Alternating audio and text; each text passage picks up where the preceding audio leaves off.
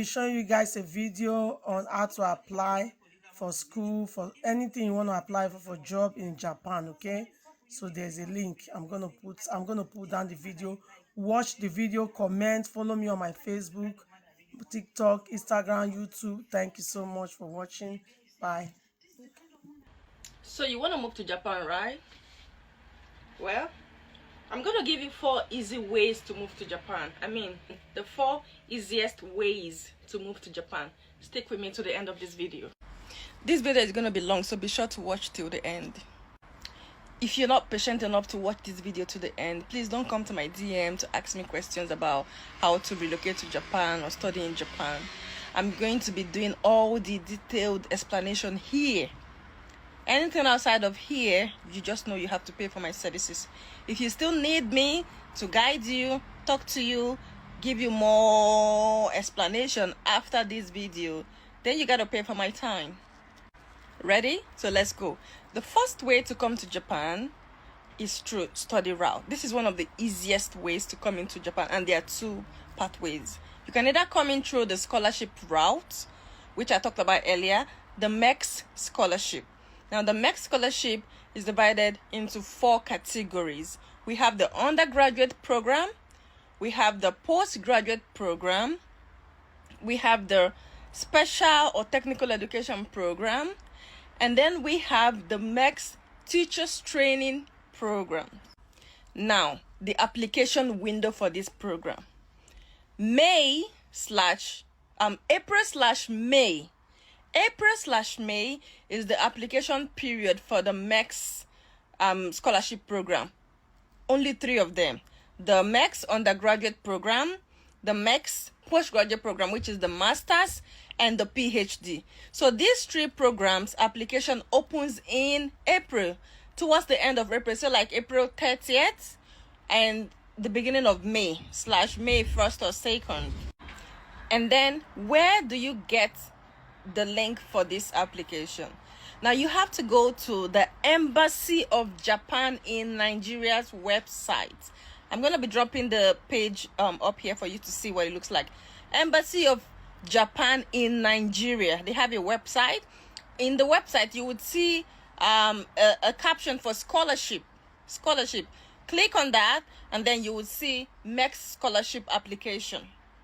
So be sure to check their website from April. From the beginning of April, start checking, because the application might drop anytime in April. But you see the link, you click on the link, there you have access to the application form and all the requirements that you would need. They would outline it for you. Every information you need to apply for the scholarship is there on the website. As well, the embassy's phone number is also there. So if you have any questions or you're confused about anything, you can always call the embassy. They will respond to you. Call them during the working hours and ask them any questions that you have, and they will respond to you. Then for the teachers training program, the application opens in December, ending of December / beginning of January. So around December 25th or from 20th, you should start checking the website. The same website, Embassy of Japan in Nigeria. Check the website and then you would go to where they wrote scholarship, click on it, and then you will see the application. In December, you apply for the scholarship, for the teachers training scholarship, the same way with the MEX undergraduate and postgraduate scholarship. The requirements are there, the application forms are there, everything you need to know about the scholarship is there on the website, on the link. And if you have any question, you can as well call the embassy via the phone number to get more details. If you apply, the deadline for the application will also be there, is around the end of January. And if you scale through any of these scholarship applications, then you'll be invited after 2 weeks. You'll be invited for a test, which is usually English and Japanese. So, but if you don't know Japanese, you can skip.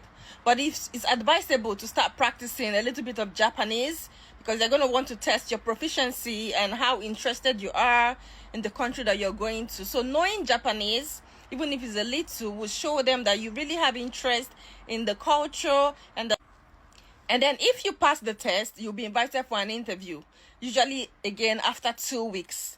So if after the interview you scale through, then your documents, your application form, your statement of purpose, your research proposal, everything you've written, you've submitted, will be sent from the embassy to Japan.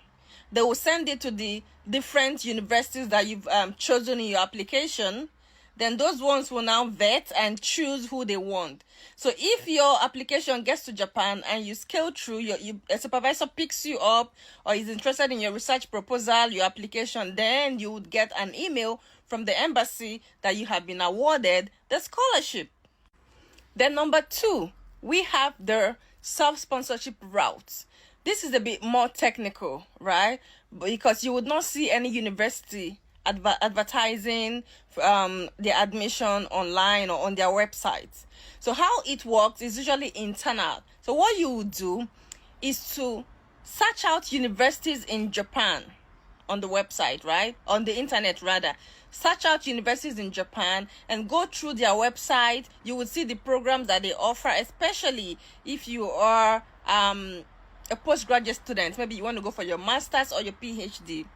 When you search out these universities, you check out the programs that they do. Most of these universities offer their programs in English. In fact, all of them usually offer postgraduate programs in English.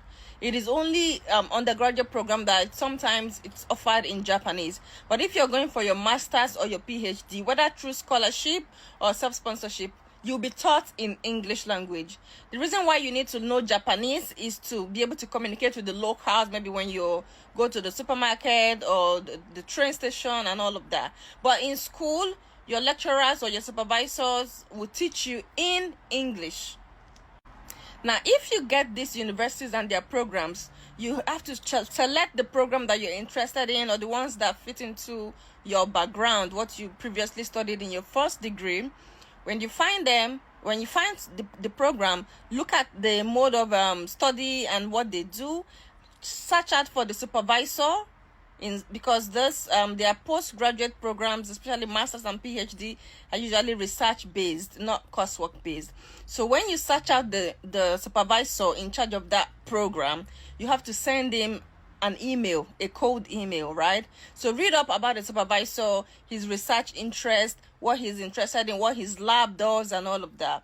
When you do all of that, you write a research proposal and then send him a cold email, including your research proposal and your academic CV, right? So prepare an academic CV, a research proposal, and an email, and send to the supervisor that you want to study under, maybe in his lab. So when he sees your email, he's going to respond. If he's interested in what you sent, he will get back to you, and then from there you guys can establish a communication channel. And then if it goes well, he will be the one to recommend it to the university that I want this student to be to study under me. So the university then will send you the application form to apply through, and that's how you get your self-sponsorship admission, and then you'll be on your way to Japan. So I'm going to continue with the rest of the video in the another video, because this one is already like 10 minutes. So I'm going to do a part 2 talking about other ways to come to Japan. I've just explained the study routes, scholarship and self-sponsorship.